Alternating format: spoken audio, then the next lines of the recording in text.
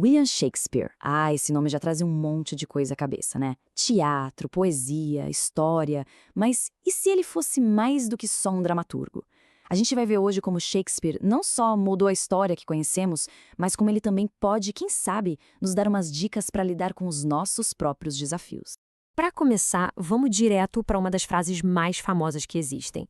Mas a pergunta que não quer calar é: o cara que gritou isso era mesmo um monstro? Ou será que ele foi vítima da maior campanha de difamação da história? E é justamente essa pergunta que mostra a dualidade que a gente vai explorar.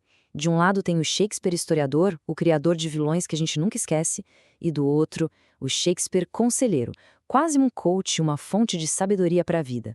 Como é que essas duas faces, tão diferentes, podem ser da mesma pessoa? Para entender esse quebra-cabeça, a gente vai seguir um caminho. Vamos começar vendo como se cria um vilão e como a história, muitas vezes, é contada pelos vencedores.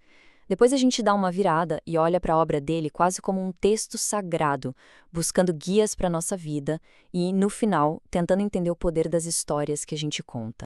É que o peso cultural de Shakespeare é gigantesco. Como diz essa situação, as peças dele são tipo um espelho da experiência humana, um lugar onde a gente pode se encontrar, mesmo depois de tantos séculos. Então, vamos lá, para o nosso primeiro grande caso de estudo, a peça que não só contou uma história, mas que basicamente criou a imagem definitiva e monstruosa de um rei, Ricardo III. O contexto aqui era a Guerra das Rosas, uma guerra civil brutal pelo trono da Inglaterra. O reinado de Ricardo III foi bem curto e super controverso, e terminou com a morte dele em batalha, um momento que mudou tudo o que veio depois. Agora, olha que interessante o que Shakespeare faz com a linguagem. Ele pega a deformidade física de Ricardo, que a arqueologia depois confirmou que era uma escoliose bem séria, e transforma isso num sinal da maldade interior dele. Essa imagem ficou tão forte que virou a verdade histórica para muita gente. Mas é aqui que a história dá uma virada. Shakespeare não estava escrevendo como um historiador isento, sabe? Na verdade, ele estava adaptando uma narrativa com uma motivação política bem clara, criada justamente por quem venceu a guerra. A palavra-chave aqui é propaganda. A informação que Shakespeare usou não era nem um pouco neutra. Ela servia a um propósito muito específico e vinha de uma fonte bem particular. E essa fonte era um livro chamado Crônicas de Holinshed. Na época, todo mundo via esse texto como um registro histórico sério, confiável. Só que tinha um pequeno detalhe sobre a origem dele. E aqui está o pulo do gato. As crônicas foram escritas durante o reinado dos Tudors, a dinastia que veio depois do Ricardo. Eles tinham um interesse gigante em legitimar o próprio poder. E qual a melhor forma de fazer isso? Pintando o rei que eles tiraram do trono como o pior dos vilões. E essa citação da fonte de Shakespeare mostra o tom perfeitamente. Não tem meio termo. Ricardo III é descrito como infame e desonrado.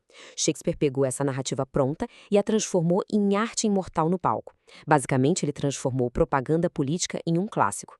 Ok, a gente viu Shakespeare que transformou a história em arte. Mas e se a gente usasse essa mesma arte para entender a nós mesmos? Agora a gente deixa o historiador de lado e encontra o Shakespeare meio terapeuta para explorar um jeito totalmente diferente de como a obra dele é usada hoje. Para sacar essa ideia, a gente precisa conhecer um conceito bem curioso, a bibliomância. É uma prática antiga de usar livros como se fossem oráculos. A pergunta então é: e se, para os nossos problemas de hoje, as peças de Shakespeare pudessem ser o nosso texto sagrado? E essa ideia não é só viagem, não. Livros como o Pergunte a Shakespeare pegam esse conceito e aplicam na prática, sugerindo que as respostas para os nossos perrengues do dia a dia podem sim estar escondidas nas histórias dele. A força disso tudo vem do fato de que os personagens de Shakespeare são muito mais do que só figuras históricas ou fictícias. Eles são arquétipos, ou seja, são representações universais de emoções, de conflitos humanos que continuam fazendo sentido até hoje. Vamos pegar uns exemplos práticos. Se a gente está sofrendo com ansiedade, com ciúme, a jornada trágica do Otelo serve como um alerta poderoso de como a insegurança pode destruir tudo. Se o sentimento é de paralisia, de rejeição, a gente se vê no Hamlet.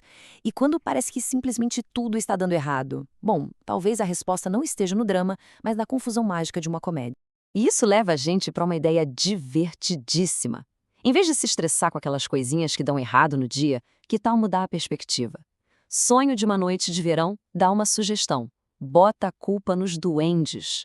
É um jeito de admitir que nem tudo está no nosso controle e, com isso, tirar um peso das costas.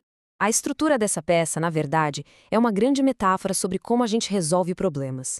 É sobre sair da nossa zona de conforto, a cidade, encarar o caos do problema, a floresta, e sair do outro lado diferente, com uma nova visão das coisas. Tá, então como é que a gente junta essas duas faces de Shakespeare, o propagandista histórico e o guia espiritual? A resposta, pelo visto, está no poder da própria história.